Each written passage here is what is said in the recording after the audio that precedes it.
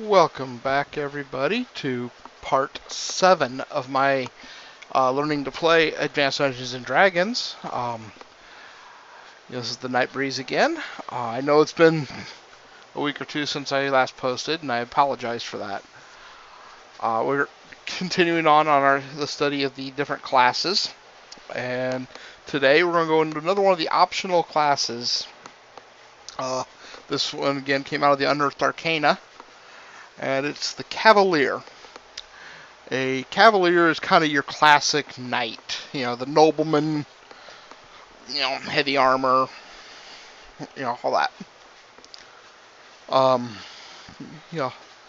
So start off, they have no prime requisites, but, because of that, they don't get any bonuses to experience point for their, high ability scores, but they do require a minimum of 15 in strength, dexterity, and constitution, and a 10 or higher in intelligence and wisdom. So they don't have to be charismatic, but they do have to be at least of average intelligence, average wisdom, and decently high, strength, dexterity, constitution, decently healthy. In order to become first they have to be, starting off, this is just initially, they have to be of good alignment. Either lawful good, neutral good, or chaotic good. They fight like a fighter, but they do gain some additional abilities with certain weapons, and they do get modifiers to certain saving throws. Now, when they created Cavaliers here, they made a change to the Paladin class, saying that Paladins are now Cavaliers. They're just, a slight difference to them. But your DM is more than free. Just use the classic Paladin and not required to be a Cavalier. So, to become a Cavalier, a character has to be in the service of some deity, noble order, or special cause. So again, your classic knight, in service of the king, or the Knights Templar, where they are in service to their order. Special cause, freeing, the downtrodden from, evil, dictators, whatever. I'm just throwing a couple, classic examples. The DM's going to, of course, determine whether or not that can be met within their campaign. Not every campaign will be able to, and if it is met by that character, the Cavalier has to always place honor, bravery, and personal deeds in the forefront of his activity, and they have to adhere to the Code of Chivalry, which they do describe later. Now, there are some of the special things that have to be done. A Cavalier has to be of proper social class and is usually of noble or aristocratic, aristocracy, highborn. Let's put it that way. Only those characters of upper class social status may immediately enter the Cavalier. Those of a lower social standing are generally excluded, but certain members may be honored. Such a character must be sponsored by a higher authority of greater status, and begins first as a 0-level horseman. He's going to be a retainer to that knight. Then once he gains some experience, he'll become a 0-level lancer. Finally, he becomes a 1st-level armiger of the Cavalier class. So the 0-level horseman starts off at a negative 1,500 experience points and has 1d4 plus 1 initial hit points. The horseman then becomes a Cavalier when he hits the negative 500 experience points, and he gains another d4. And then once he hits 0 XP, he becomes the 1st-level Cavalier, and he gains another d4 in hit points. Now, to contrast that, a character who's highborn and of a proper status Um, can immediately become a Cavalier with 1d10 plus 3 hit points. And if they get a bonus to their hit points for a high constitution, that is received at either the horseman level or the armiger level, and then applied from there on. From second level on. So it only gets applied once at the pre-levels. Then once the special abilities only happen once they achieve armiger or first level. Humans, elves, or half-elves are the only ones that qualify for Cavaliers. But the elves and half-elves have to be either gray elves, dark elves, or high elf stock. Or, in the case of half-elves, come from that stock. And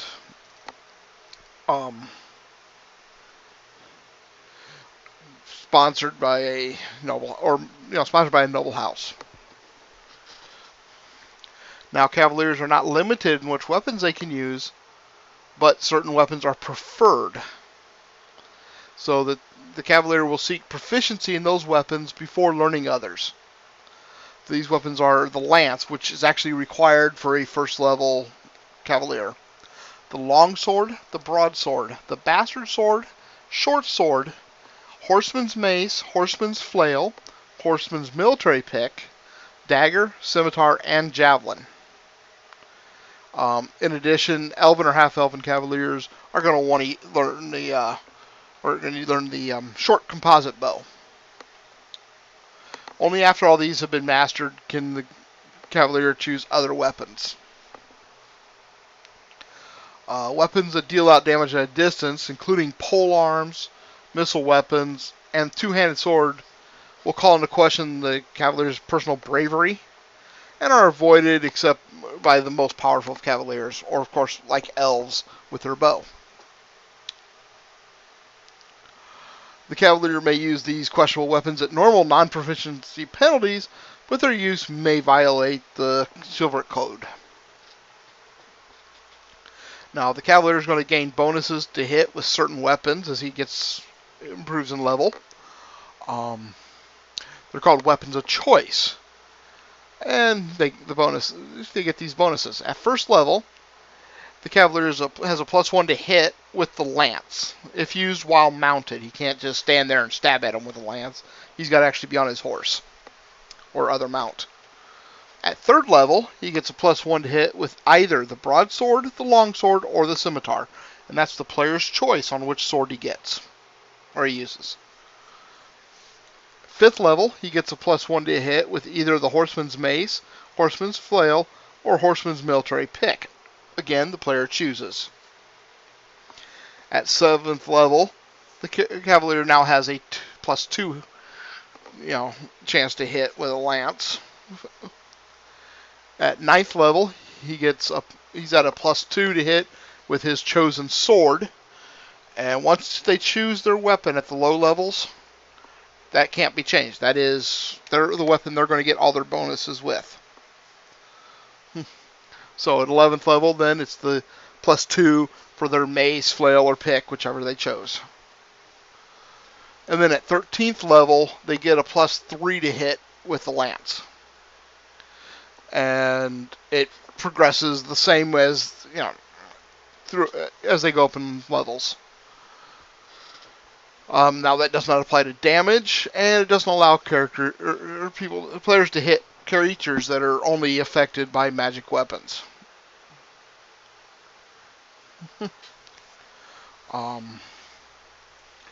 Now, Cavaliers may make multiple attacks with their weapon of choice, as if the character were 5 levels higher than he actually is.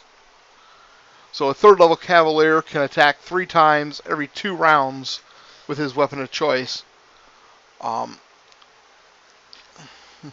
At 16th level or higher, the Cavalier can attack 3 times per round with a weapon of choice. So, as I mentioned before, they get a 10-sided dice as a Cavalier. So, you know, they depending on which method they use will kind of determine their hit points a little bit. But so if they went through the pre-levels, then at first level they're going to have 3d4 plus 1. But if they are able to start off at first level as a Cavalier, then they have 1d10 plus 3.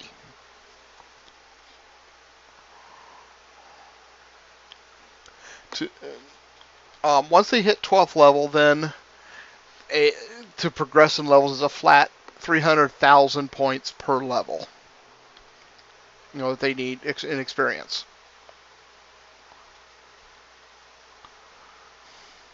And they do gain 3 hit points per level after 10th level. Okay, so lance is their preferred weapon of a Cavalier, and proficiency with it is required at first level.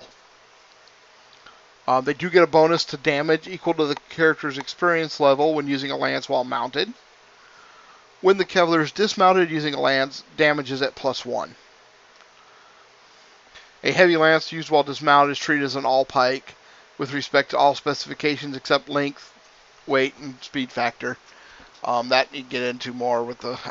Basically, though, rather than rolling, using the stats for a heavy lance, using the stats for an all-pike. A medium or light lance used while dismounted is treated as a spear. A Cavalier's expertise in weaponry allows it to parry with weapons that they're proficient with more effectively. So should they choose to parry rather than attack, the Cavalier can use their entire 2-hit bonus, including strength, magic, weapon of choice, whatever. And then they may use their shield to parry a second attack. So,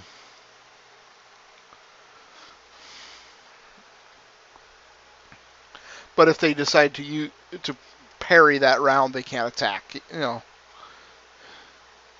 So they have to choose between basically, just trying to defensively parry the attacks or attack them. Attack that round.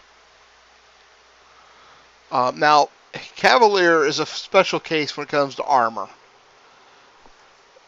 They, to them, the armor is as much an indication of their nobility as it is protection. So a Cavalier will always seek to possess the very best and finest quality armor they're able to own. And in that case, the appearance is just as important as the function. So, having it engraved, gold inlay, decorations will always be sought. Plate armor is going to be their first choice. Then beyond that, below that, then it would be plate mail, banded or split mail, chain mail, scale mail, and ring mail. They will not wear leather, studded leather, or padded armor. They consider that the clothes of thieves and peasants, and that's going to be below them.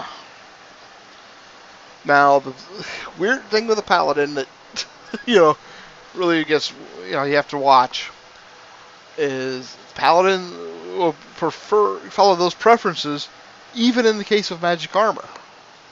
So, they would not wear chainmail +2 if regular plain banded mail or split mail was available. So, if you want to take that to the extreme, plate mail +5, or chain mail +5, and then they have split mail sitting there, they're going to choose that plain old split mail rather than that nice defense or protecting magical chain mail. To me, that's stupid, but that's just the way that they are. Mounted combat and horsemanship are special provisions. A human Cavalier makes all attacks from horseback as if the character were a level higher. So better, to hit roll. That applies only to horses. Mounts, the mounts usable as steeds by a Cavalier at higher levels, and those mounts approved by the DM. Basically, if the DM allows it, great. But, now, Cavalier is, as they put it, virtually born and bred to the saddle. I mean, they've been training for years to learn how to ride. A Cavalier is 85% unlikely to be thrown from the saddle, and 85% unlikely to be injured if his or her mount falls. And then that chance increases by 1% for every level above first. So, the higher the level, the less likely they are to fall off their horse. As they increase in level, they do improve further in their horsemanship and handling other mounts. At third level, a Cavalier can vault in the saddle while wearing bulky armor and have the horse underway within seconds. At fourth level, a female elven Cavalier, and only a female elf, can handle and ride a unicorn. At fifth level, the Cavalier can urge his mount to greater speed, equals a 2 or a 2 bonus to their movement rate, and that can be sustained for up to an hour. The additional speed thus gained has no ill effects upon the mount, although normal rest and feeding are always necessary. You're not going to kill your mount by doing that, but you still have to let them rest like they normally would after that time frame. After a time. At 7th level, a Cavalier can handle or ride a Pegasus. At 9th level, they can use a Hippogriff. And at a 11th level, Cavalier can handle and ride a Griffin or similar creature. DM's judgment. The Cavalier's mount will be friendly to and accept the Cavalier as long as it's properly treated. Of course, if it's a creature of good alignment, they're not going to allow any sort of evil characters to come near it. And vice versa. Cavalier's knowledge of horses and other mounts allows the character to estimate the relative value or worth of a steed. They can examine any mount and determine if it's, low worth, average. Okay, low worth is 1/3 or fewer of the maximum possible hit points. Average is just the average hit points. And then high would be 2/3 or better of the maximum possible hit points. Any steed that they select will have +2 hit points per hit die, up to the maximum hit points available. They do undergo continual training in weapons and warfare. So that any day that they don't, or any part, since part of that, any day that's not spent adventuring, has to be spent in training. Because of that, they're able to increase their strength, dexterity, and constitution. When a Cavalier is at first level, percentile dice are rolled for each of the abilities. So a Lancer with 15 dexterity might have 1587 dexterity upon attaining first level. That percentage has no effect on play.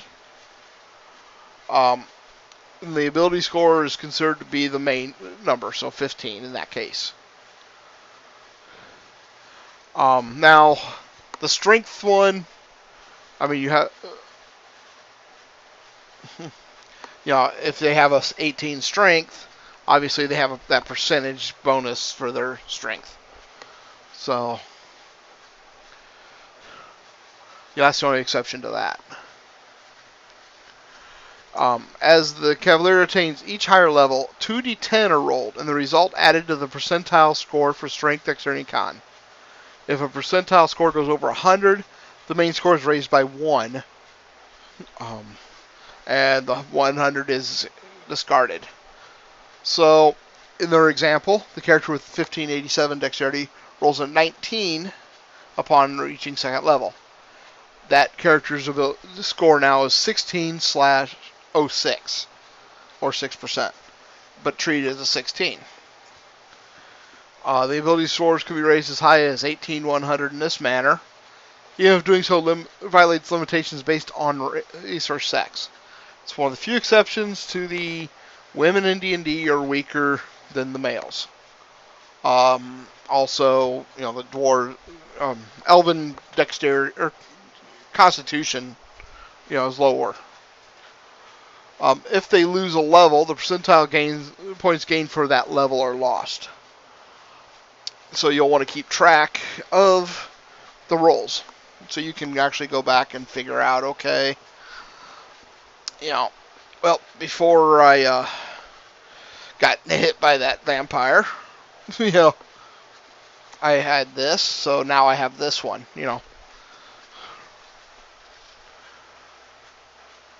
And to advance the level, the Cavalier must be trained by another Cavalier at least 4th level, or 2 levels higher than the Cavalier's current level, whichever is higher. But after attaining 6th level, the Cavalier's normal training will suffice. So, for the first few levels, he's got to have a master actually train him.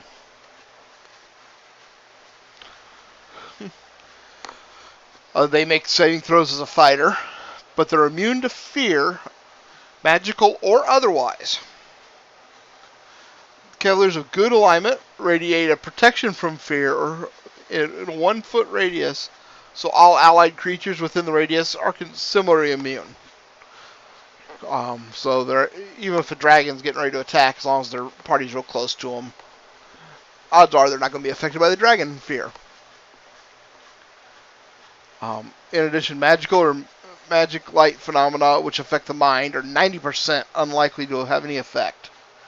That includes like beguiling, charm spells, domination, hold spells, hypnosis, magic jar, possession, sleep, suggestion, the psionic mind blast. But that doesn't affect the effects of high comeliness. So they still, if something's beautiful enough, well, they're not immune to that. And that 90% is in addition to any saving throw for the Cavalier if possible, or if applicable.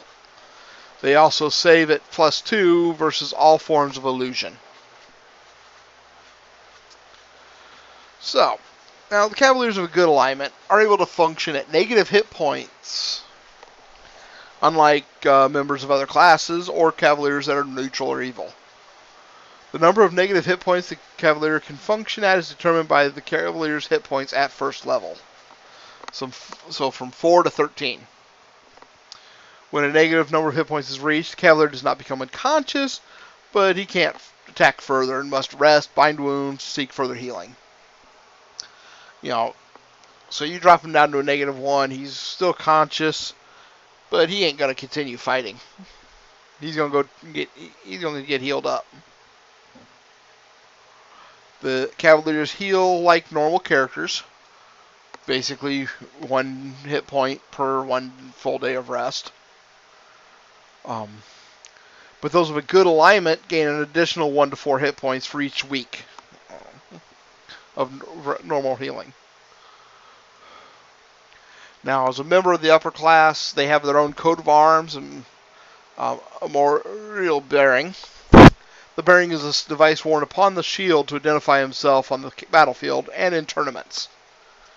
In tournaments, the shield may be covered with a dark hide to keep the user's identity unknown, hence the term Black Knight. The bearing may be kept covered while traveling, but is always revealed when a encounter occurs with creatures that might understand the importance of such a device. Running into some animals, that ain't gonna work. But running into an intelligent creature, yeah. Okay. And then at 4th level, they may fly a pennant on his or her lance on the battlefield. A duplicate of the battle flag is held by the Cavalier's retainers and marks the territory of the Cavalier. If the battle flag is lost, dishonor happens, and they must make every effort to regain the flag. And in the book, even in the book, it says, the local library might contain books on heraldry for anyone that wants to know more about designing bearing and all that. A Cavalier may expect full hospitality, food, lodging, whatever else is needed, within reason, from all other Cavaliers of the same alignment.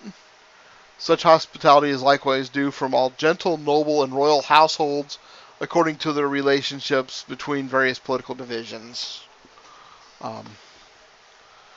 So an ally, he rides into an allied kingdom, and goes to the palace. He can expect at least lodging and food.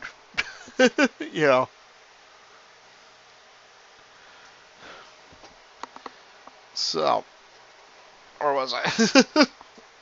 Okay. Now the Cavalier must follow a code of conduct akin to the chivalry code. Upon being sworn to knighthood by a Cavalier at least 2 levels higher in a ceremony, maybe as simple as dubbing with the sword, or a full ritual, fasting, vigil, sacred vow, celebration, all that. The Cavalier must pledge himself to the code. Failure to sustain that oath is not sufficient reason to revoke knighthood, unless the order or liege lord specifically demands it. In the latter case, the Cavalier becomes a mere fighter, though weapon specialization is not gained, and they do keep their weapon of choice. So basically, any bonuses they already have, for their weapon of choice, they keep. A Cavalier must serve someone or some cause, normally a deity, greater noble, order, knighthood, or the like. And they must seek to sustain the virtues and code of chivalry. The knightly virtues are liberality, glory, courtesy, honor, unselfishness, bravery, good faith, and pride. And the code for a feudal campaign may be summed up as follows, but the DM can adjust it to fit however their campaign is.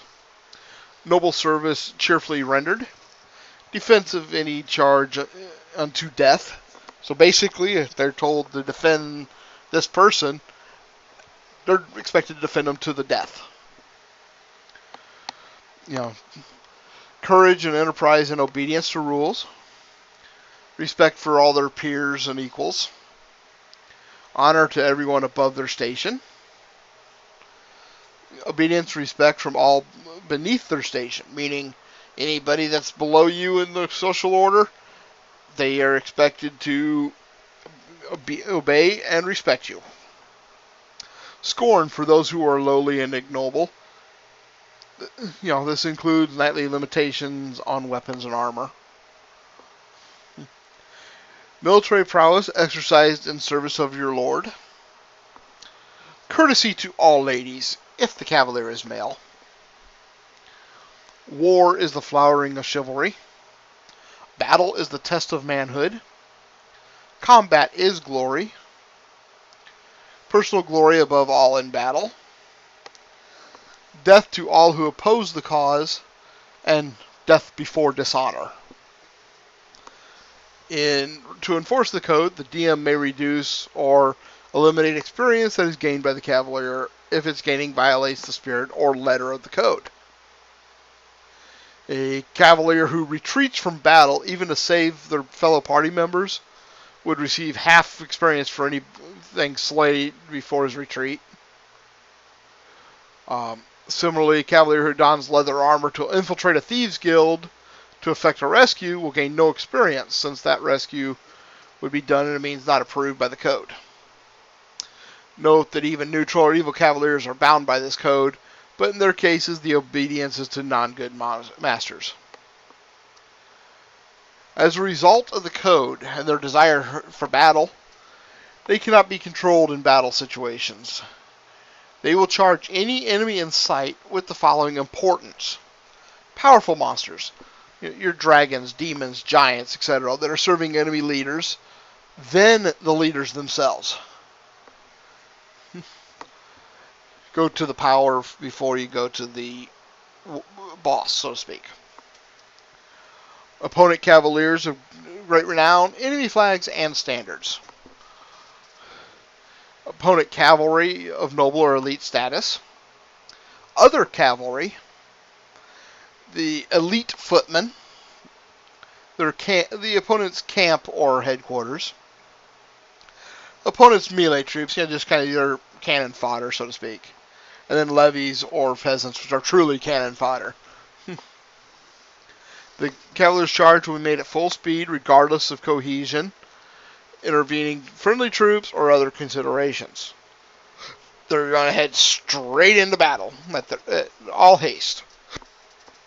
While Cavaliers are initially of good alignment, there are Cavaliers of neutral or evil alignment as well. Alignment change can occur at up to 4th level without a penalty, if the change is well reasoned. So as long as you can come up with a really good reason why you should change alignment, there's no real penalty. But at 4th level or beyond, any change results in the normal penalties, which I'll get into when I discuss alignments. Neutral and evil Cavaliers do not retain the protection from fear, nor the ability to function at a negative hit point total. So they are still immune to fear, but anybody around them is not. Evil Cavaliers may use poison and are free to ignore the obligation of hospitality, but the device of an evil Cavalier is made known throughout the land, and good Cavaliers are duty-bound to hunt down and destroy them. Finally, evil and neutral Cavaliers have limitations on the types of followers they can attract. So, and then you get into Paladins.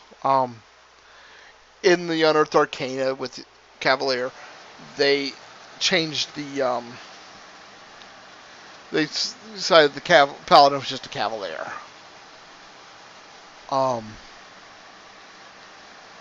I, personally, because they really didn't take any of the powers away from Paladin with it, they just made it harder.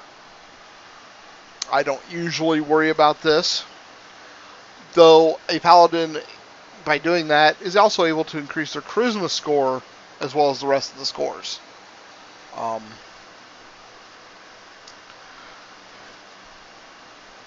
So, again, that's your DM may do that. If they allow Cavaliers, may do that. Then again, they may not. So, some of the things with Cavaliers, though, if you happen to DM a game, you want to mess with your Cavalier. I know of characters that this has happened to. They are carrying a large lance, which is a long metal pole. And when you're riding with a lance, but you're not in battle, you ride with it sticking straight up. So, if you have a druid, or you can even do it as an accidental thing, but they ride across an open plain. Well, right down there, that metal pole is more than likely the tallest thing around, and metal's a great conductor. So you have a storm brewing, or again, as you have the clerical or the druidic call storm or call lightning. So they're riding along, and zap. Cavaliers just gotten, zapped by lightning because, that.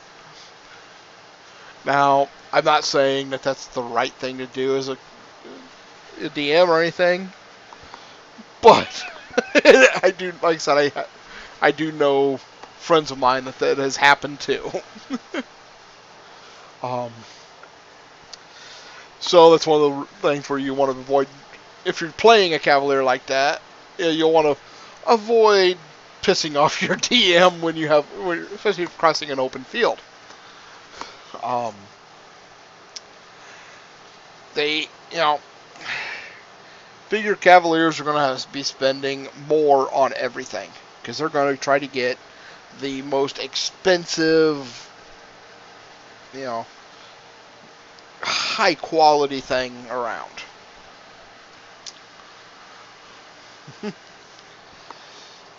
There is some good to Cavaliers. Personally, I'm not a fan of the class, but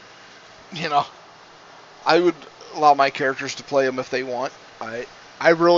I'm as a DM, I'm pretty lenient on what my characters want. I want them to have fun, but at the same time, they know that I'm warped enough that I'm gonna end up having fun too. So, um, but as always, I want to thank you for tuning into this, and please, leave a like if you enjoyed this. Tell your friends, they may enjoy my content. Please, if you haven't already, subscribe. Click that notification bell. Turn it on so you know when I do upload, because I'm not very good at uploading on a schedule. And as always, leave a comment. If you like my content, great. Let me know. If you don't like my content, fine. Let me know.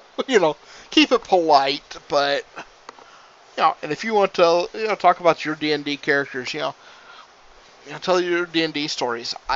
I love to hear them. I really do. To me, it's what D&D is all about. Just having that fun, those memories, especially with your friends, or even the friends you make that way. I've met some, there's some friends of mine that if it hadn't been for D&D, I never would have met. One of them, as far as I'm concerned, is my brother, and we met because of a D&D game. So, I want to thank you all for tuning in. Next time around, we'll be doing, I believe, the Cleric, which is, most people consider the classic healer, though there's ways to play clerics, where that's not their primary purpose. And I'll kind of discuss a little of that, too. As always, thank you again. Have a great time, everybody, and I will be with you again soon. Bye-bye.